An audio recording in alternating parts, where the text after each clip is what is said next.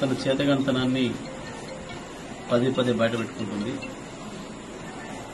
విపక్షాన్ని చూసి ఎట్లా భయపడుతుందో, కేటీఆర్ని చూసి ఎట్లా భయపడుతుందో రేవంత్ రెడ్డి ప్రభుత్వం ఇవాళ నకరికల్లో వాళ్ళు పెట్టిన కేసు కూడా ఉదాహరణ.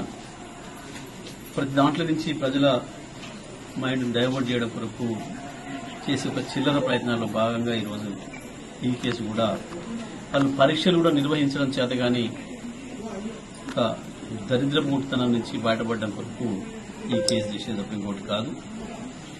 ఇది స్పష్టంగా ముఖ్యమంత్రి ఆదేశాల మేరకు నమోదు చేయబడ్డ కేసు తప్ప ఇంకొకటి కాదు. దిలీప్ పైన గాని కేటీఆర్ గారి పైన గాని ఆ పెట్టిన కేసు దాన్ని చూస్తే అది నవ్వుకుంటారు ఎవరైనా, జడ్జిలతో సహా, ఎంత హాస్యాస్పదంగా ఉంటుందో. దిలీప్ గాని కేటీఆర్ గారు గాని ఇద్దరు కూడా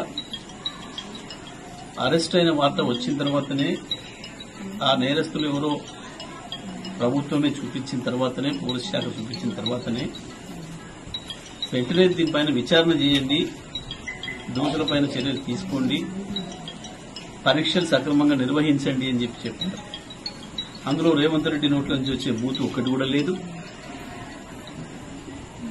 అసభ్య పదజాలం అసలు లేదు, ఎవరినో కించపరిచేది దాంట్లో ఏమాత్రం కూడా లేదు.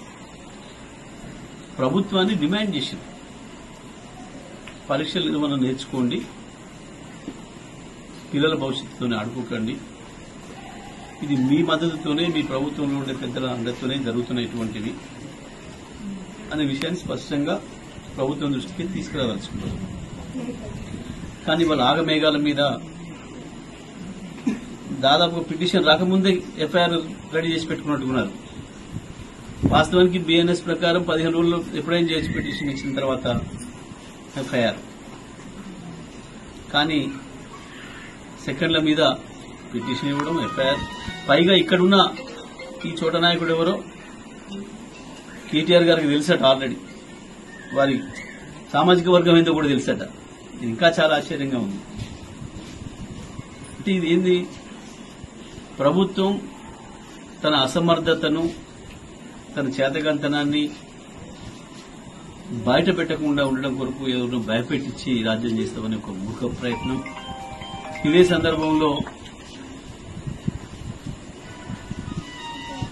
పేపర్లు లీక్ అయిన విషయం చర్చకు రాకుండా ఉండాలంటే ఇటువంటిది ఏదో జరగాలి ఇంకొకటి అని చెప్పి ఒక చిల్లర ఎత్తుగడలో భాగంగా చేసే కేసు తప్ప ఇది ఇంకోటి కాదు. నల్గొండ జిల్లా ఎస్పీ మీరు సమాధానం చెప్పాల్సి ఉంటుంది.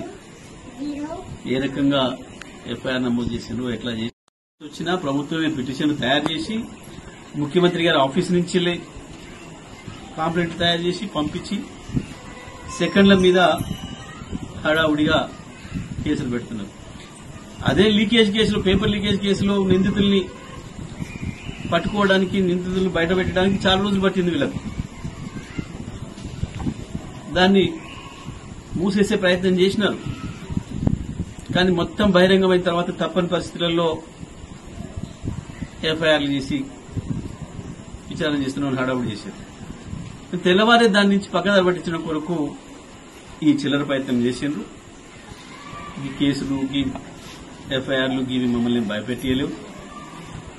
కేటీఆర్ని, దిలీప్ని ఎంత తొందరగా జైలు పంపాలనే ఆతృత ఉన్నట్టుంది రేవంత్ రెడ్డికి. రేవంత్ రెడ్డి ఈ చిల్లర ప్రయత్నాలు మానుకో, ఈ చిల్లర వేషాలు మానుకో. ఇటువంటివి హనుమంతుని ముందట కుప్పిగంతులు లాంటివి. ఇవి ఉద్యమాల నుంచి వచ్చిన వాళ్ళం, ఈ కేసులు ఇవన్నీ తెలియని కాదు. ఇప్పటికైనా పరిపాలన నేర్చుకో తప్ప ఈ చిల్లర ప్రయత్నాలతోని నువ్వేదో